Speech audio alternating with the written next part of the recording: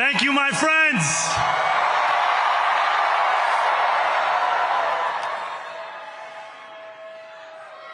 The sun may have set over our city this evening, but as Eugene Debs once said,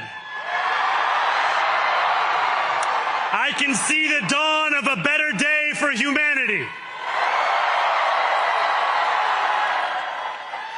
For as long as we can remember, the working people of New York have been told by the wealthy and the well-connected that power does not belong in their hands. Fingers bruised from lifting boxes on the warehouse floor, palms calloused from delivery bike handlebars, knuckles scarred with kitchen burns. These are not hands that have been allowed to hold power. And yet, over the last 12 months, you have dared to reach for something greater. Tonight, against all odds, we have grasped it. The future is in our hands. My friends, we have toppled a political dynasty.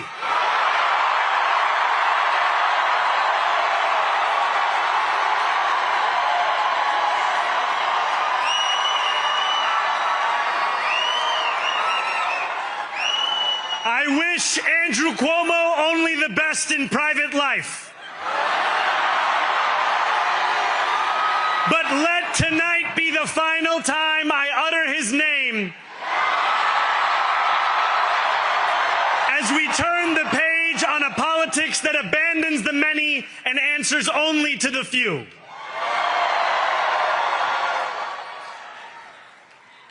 New York, tonight you have delivered a mandate for change, a mandate for a new kind of politics, a mandate for a city we can afford, and a mandate for a government that delivers exactly that. On January 1st, I will be sworn in as the mayor of New York City.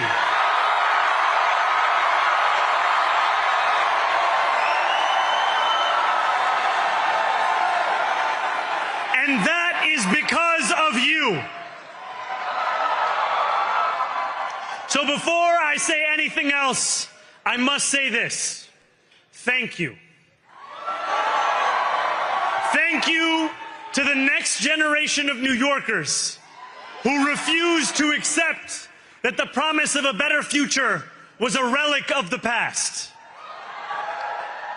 You showed that when politics speaks to you without condescension, we can usher in a new era of leadership. We will fight for you because we are you. Or as we say on Steinway, ana minkum wa ilaykum.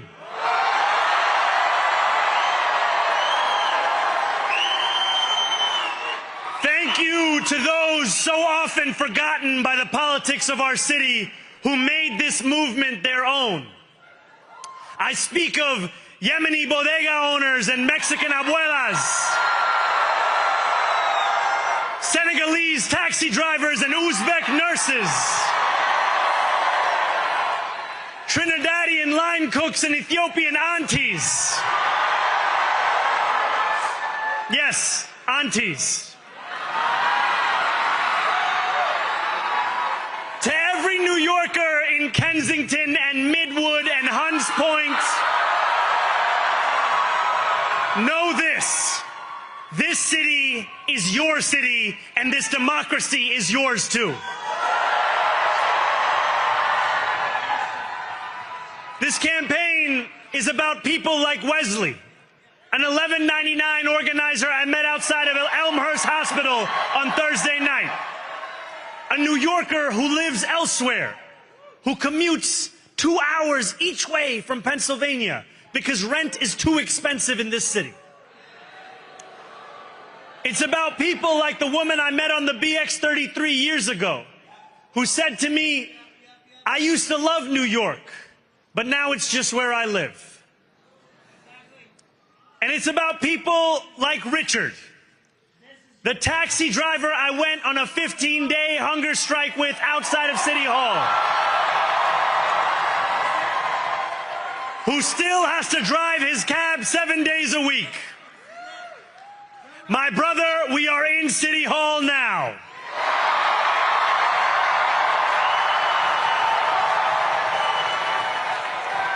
This victory is for all of them, and it's for all of you.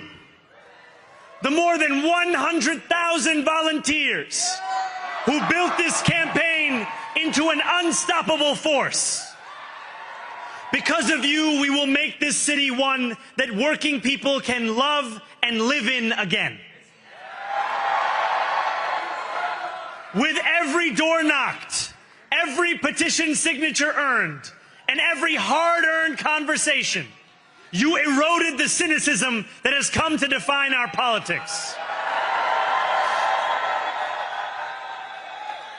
Now, I know that I have asked for much from you over this last year.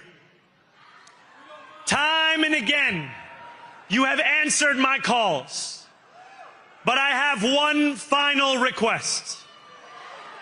New York City, breathe this moment in. We have held our breath for longer than we know.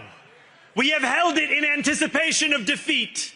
Held it because the air has been knocked out of our lungs too many times to count. Held it because we cannot afford to exhale. Thanks to all of those who sacrificed so much, we are breathing in the air of a city that has been reborn.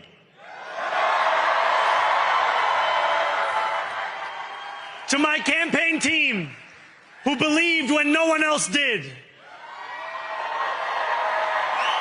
and who took an electoral project and turned it into so much more, I will never be able to express the depth of my gratitude.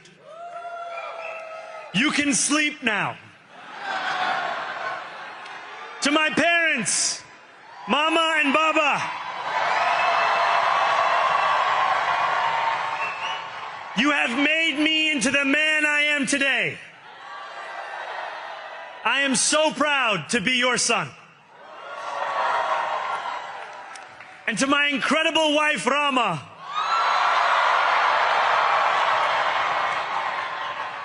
Hayati, there is no one I would rather have by my side in this moment and in every moment. To every New Yorker, whether you voted for me, for one of my opponents, or felt too disappointed by politics to vote at all, thank you for the opportunity to prove myself worthy of your trust. I will wake each morning with a singular purpose: to make this city better for you than it was the day before. There are many who thought this day would never come, who feared that we would be condemned only to a future of less, with every election consigning us simply to more of the same.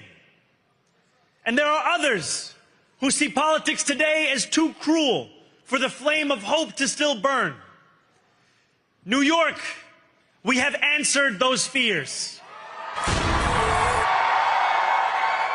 Tonight we have spoken in a clear voice. Hope is alive. Hope is a decision that tens of thousands of New Yorkers made day after day, volunteer shift after volunteer shift, despite attack ad after attack ad. More than 1 million of us stood in our churches, in gymnasiums, in community centers, as we filled in the ledger of democracy. And while we cast our ballots alone, we chose hope together.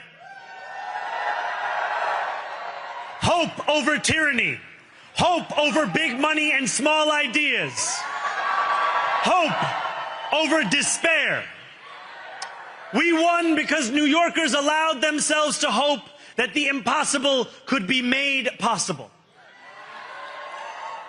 And we won because we insisted that no longer would politics be something that is done to us.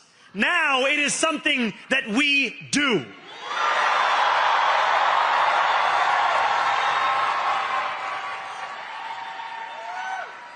Standing before you, I think of the words of Jawaharlal Nehru.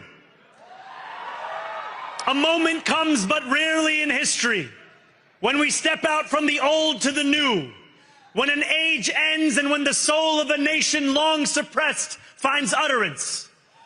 Tonight we have stepped out from the old into the new. So let us speak now with clarity and conviction that cannot be misunderstood about what this new age will deliver and for whom. This will be an age where New Yorkers expect from their leaders a bold vision of what we will achieve, rather than a list of excuses for what we are too timid to attempt. Central to that vision will be the most ambitious agenda to tackle the cost of living crisis that this city has seen since the days of Fiorella LaGuardia.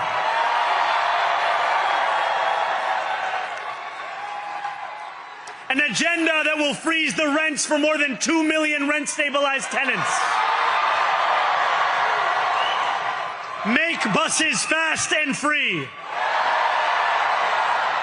And deliver universal child care across our city. Years from now, may our only regret be that this day took so long to come. This new age will be one of relentless improvement. We will hire thousands more teachers. We will cut waste from a bloated bureaucracy. We will work tirelessly to make lights shine again in the hallways of NYCHA developments where they have long flickered.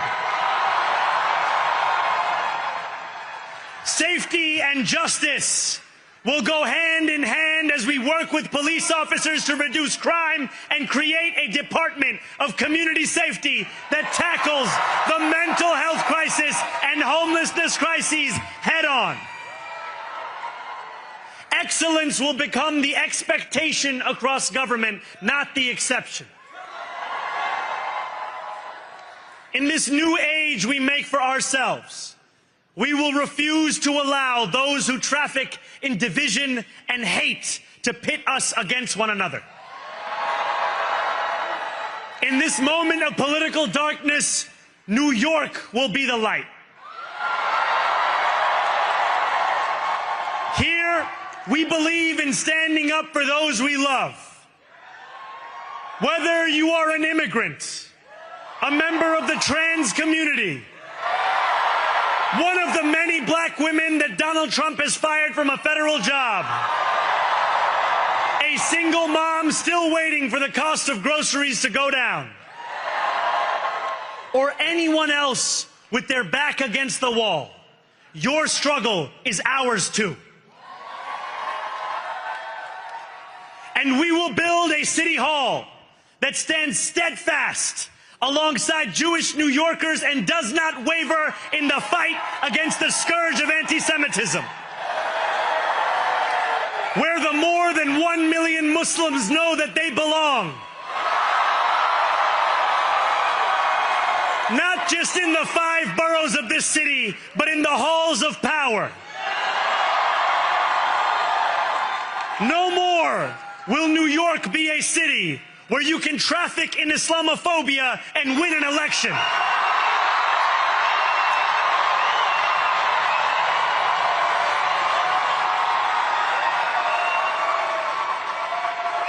This new age will be defined by a competence and a compassion that have too long been placed at odds with one another.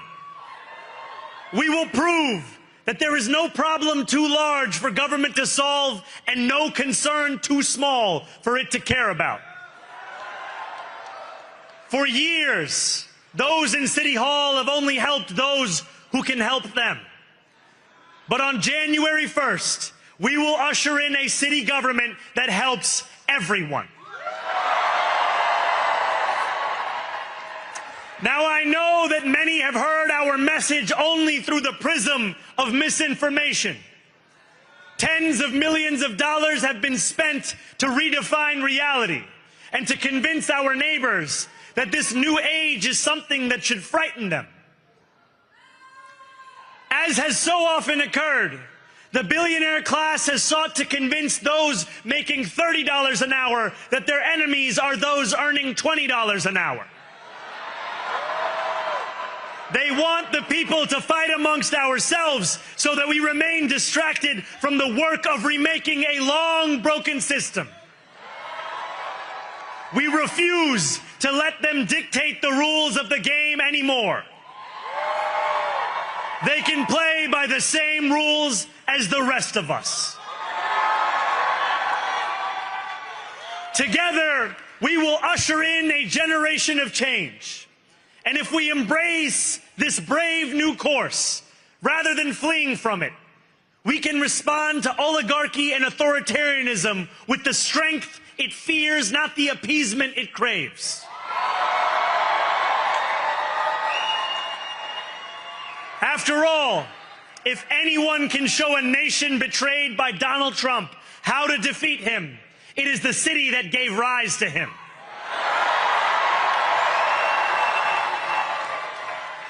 And if there is any way to terrify a despot, it is by dismantling the very conditions that allowed him to accumulate power. This is not only how we stop Trump, it's how we stop the next one. So Donald Trump, since I know you're watching, I have 4 words for you. Turn the volume up.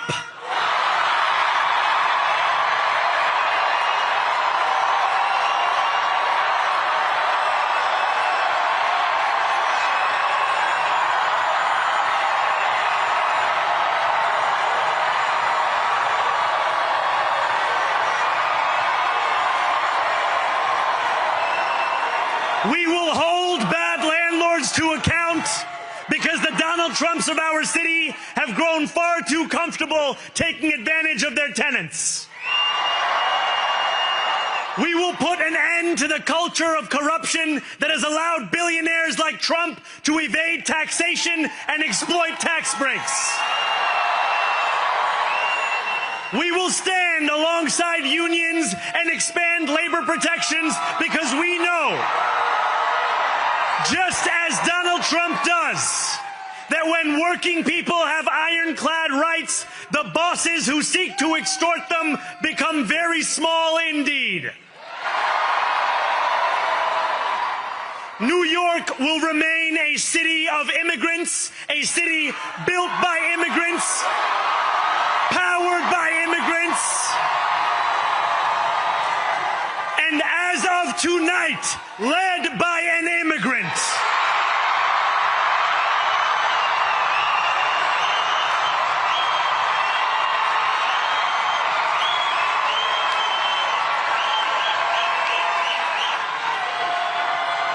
So hear me, President Trump, when I say this. To get to any of us, you will have to get through all of us.